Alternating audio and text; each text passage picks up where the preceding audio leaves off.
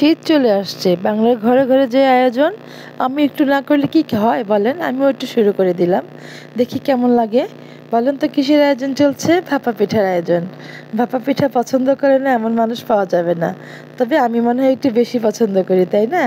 আমি এখানে চাল নিয়ে নিয়েছি প্রায় 4 কাপের মতো। এটা হচ্ছে 1 পোয়ার কাপ, যেটা বলে আমার প্রায় 1 কেজি চালের গুঁড়ার মতো এখানে। আর আমি পানিটা কিন্তু পরিমাণ মতো দিতে হবে, চাল বুঝে। আমি আসলে পরিমাণ মতো মিশাচ্ছি হাতের আন্দাজে। আপনারা যারা পিঠা বানান তারা জানেন কিভাবে মিশাতে হয়, আর যারা জানেন না তাদের উদ্দেশ্যে বলা।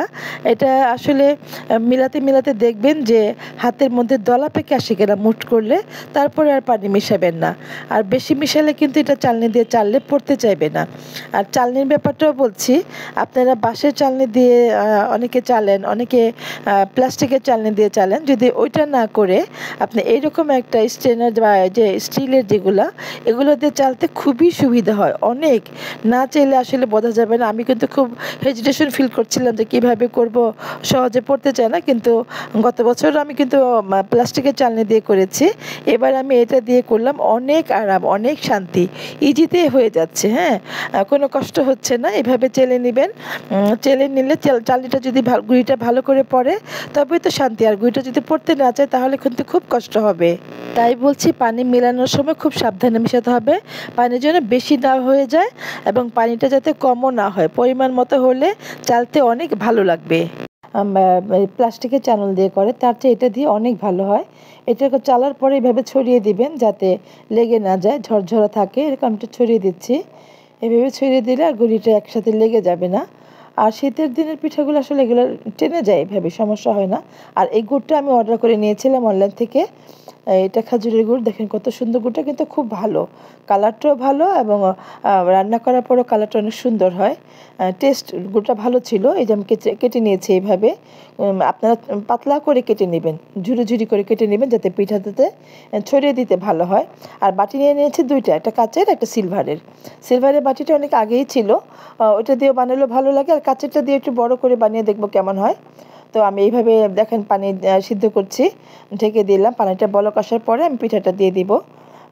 প্রথমে আমি কাচের বাটিতে ডাবল লেয়ার করে দিচ্ছি।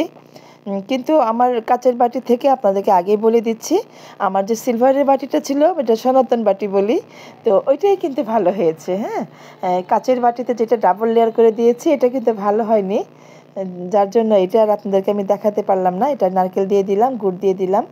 আমার বাসায় তেমন একটা গুড় খাওয়া হয় না, আমার ছেলেটা তেমন একটা গুড় খেতে পছন্দ করে না।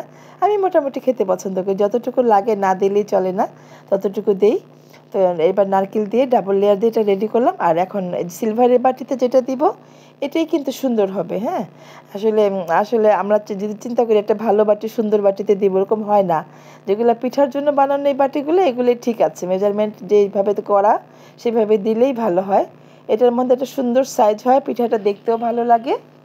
আর কাচের বাটিতে যেটা দিয়েছি ওটা কিন্তু আমার সুন্দর হয়নি। আমি 2টা করেছিলাম, 2টাই কিন্তু ভেঙে গেছে, ভালো লাগে না, আর তুলতেও কষ্ট হয়। তো আপনারা এইরকম ছোট বাটি দিয়ে করার চেষ্টা করবেন, তাতে পিঠা ভালো হয়। আমি গ্রামে দেখতাম আমার নানি করতো, যেটা বড় সিলভারের বাটি দিয়ে বড় বড় পিঠা হয় কিন্তু গ্রামে। হ্যাঁ, ওগুলো দেখার মজাই কিন্তু আলাদা, একটা কিন্তু খাওয়া যায় না। আর ছোট ছিলাম তো খেতে পারতাম না। তো যাই হোক, আমি আমার পিঠার 2টা শেপ করে নিলাম, আমি রেডি করে নিলাম। এদিকে আমি পানিটা ভাপে দিয়ে দিয়েছি, এটা ভাপ হয়ে গিয়েছিল। দেখেন আমি একটা কাপড় দিয়ে ধুয়ে, এটি কাপড়টাকে আমি ধুয়ে নিয়েছি, ভালো করে চিপে তারপর এটার মধ্যে দিয়ে দিয়েছি। পিঠাটা কিন্তু হয়ে গেছে। আপনি একটু হাত দিয়ে চাপ দিয়ে দেখবেন পিঠাটা হয়ে গেল কিনা, সিদ্ধ হয়ে গেলে আর এটা হাতে লাগবে না গুঁড়িটা। আর সিদ্ধ না হয়ে গেলে গুঁড়িটা কিন্তু আপনার আঙুলের মধ্যে লেগে আসবে। এভাবে একটু চাপ দিয়ে দেখতে হবে। কিন্তু আমি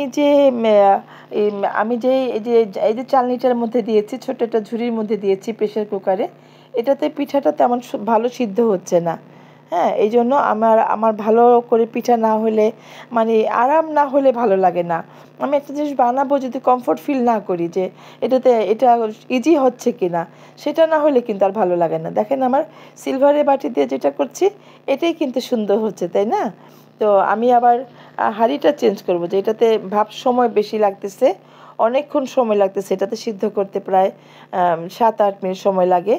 আর আমি পরে হাঁড়িটা চেঞ্জ করব, যাতে একটু সময় কম লাগে এবং তাড়াতাড়িও হয়। ওই সনাতন পদ্ধতি যেটা গ্রাম বাংলা যেটা করে হাঁড়ির মধ্যে দিয়ে, ওইটাই ভালো। আমার এইটার ভালো লাগছে না। চেষ্টা করেছিলাম যে এইভাবে মনে হয় ইজি পদ্ধতি হবে, কিন্তু না, তা হয়নি। এটা কঠিন মনে হচ্ছে। ধোঁয়াটা বের হয়ে যাচ্ছে চারদিক দিয়ে। এই জন্য আমি এই হাঁড়িটা চেঞ্জ করে দিব। এটা করেই তো আসলে চেষ্টা করেছিলাম যে এইভাবে মনে হয় ভালো হবে, কিন্তু না, দেখা জিনিস একরকম আর করাতে যে শান্তি আসে সেটা আরেক রকম। আমি কিন্তু আপনাদের যে ইজিভাবে করতে পারবেন যারা পিঠা বানাবেন, যারা পুরাতন বানান তাদের জন্য আমার কোনো কথা নেই। তারা সবাই জানেন কিভাবে করতে হয়। এভাবে একটু টোকা দিবেন, টোকা দিলে উপর থেকে বাটিটা মানে স্মুথলি চলে আসবে। হ্যাঁ, আর লেগে থাকবে না, বাটির গায়ে কোনো চালের গুঁড়ি লেগে থাকবে না। তো আমি কয়েকটা পিঠা এভাবে বানালাম, কিন্তু আমার কাছে ভালো লাগছে না। আমি খুব হেজিটেশন ফিল করছি। সময় লাগতেছে অনেক, এতক্ষণ সময় তো থাকা যা আসলে সম্ভব না। হ্যাঁ, তো যাই হোক, এভাবে কয়টা পিঠা বানিয়ে নিলাম। এখন আমি আবার হাঁড়িটা চেঞ্জ করব। বারবার বলছি আমার পিঠা বানাতে অনেক সময় লাগতেছে। দেখেন সুন্দর হয়েছে কিন্তু পিঠাগুলো। হচ্ছে আসলে দেখাটাই তো মজা, তাই না, যে পিঠাটা হয়ে যাচ্ছে। এই দেখেন আমি হাঁড়িটা চেঞ্জ করলাম। একটা পুরাতন হাঁড়িতে আটা দিয়ে আমি আবার একটা ঢাকনা ছিল আমার পুরানো, সেই ঢাকনাটাকে আমি কেটে এইভাবে বানালাম। এখনই কিন্তু বানালাম, একটু সময় নিয়েছে। আমি পুরাতন হাঁড়িটা বের করলাম, বের করে একটা ঢাকনা খুঁজে বের করলাম। এগুলো রাখা ছিল, বস্তায় ভরা ছিল। তো ওখান থেকে বের করে নিয়ে এটাকে আমি একটা কেটে আমি আপনাকে দেখাবো আবার কিভাবে কেটেছি। কেটে তারপরে আমি ওই দেখেন এটা কাটানো। এই পিঠাটা কত সুন্দর হয়েছে, দেখেছেন সাইজটা কত সুন্দর। ওই যে এরকম করে কেটে নিয়েছি আমি এটা একটা ইয়ের মাধ্যমে। এটা দিয়ে পিঠাটা ভালো হচ্ছে, আসলে কিন্তু খুব ভালো হচ্ছে, ইজি। হ্যাঁ, 1-1.5 মিনিটে পিঠাটা হয়ে যায়। আর তখন আমার প্রায় 5 থেকে 6 মিনিট 7 মিনিট লেগেছিল। মানে দিয়ে দাঁড়িয়েই থাকতাম, হতো না, আবার দেখতাম, ভালো লাগতেছিল না। এটা দিয়ে ইজি চপটপ হয়ে যাচ্ছে। আপনারা বানালে যদি এরকম পুরানো হাঁড়ি পাতিল তো সবারই ঘরে থাকে, ওটার মধ্যে একটু আটা দিয়ে এরকম করে ঢাকনাটা বসিয়ে নিয়ে তারপরে আপনারা এটা করে নেবেন, খুব ইজি বানাতে পারবেন। দেখেছেন কত সুন্দর হয়ে যাচ্ছে, এখন টপ টপ হয়ে যাচ্ছে, ভালো লাগতেছে। এভাবে কাজ করতে যদি ইজি লাগে, কাজ করতেও কিন্তু ভালো লাগে। আর ঝামেলার কাজ কিন্তু করতে ইচ্ছে করে না। তো এই পদ্ধতিতে পিঠাটা বানাবেন, দেখবেন আপনারা যারা নতুন বানান তাদের কাছে অনেক ভালো লাগবে, সহজ মনে হবে। আমি সহজ করার জন্য কিন্তু আপনাদেরকে, এই যে আমরা ভিডিও ছাড়ি, অনেকে দেখেন, দেখেই তো শিখেন। শেখানোর জন্য কিন্তু এই কথাটা বলে দেওয়া। হ্যাঁ, যে এইভাবে করলে সহজেই বানাবেন। এই যে পিঠা বানানো কিন্তু কোনো কঠিন কাজ না। তো দেখেন পিঠাটা হয়ে গেছে, আমি একটু খেয়ে দেখলাম কেমন হয়েছে।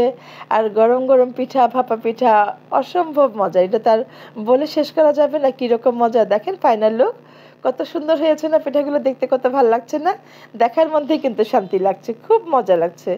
যাই হোক, আপনারা এইভাবে বানিয়ে খাবেন এবং আমাকে একটু ছোট্ট করে কমেন্ট করে বলবেন কেমন হয়েছে। আবার চলে আসবেন নতুন কোনো ভিডিও নিয়ে। সবাইকে অনেক ধন্যবাদ দিয়ে শেষ করছি। আল্লাহ হাফেজ।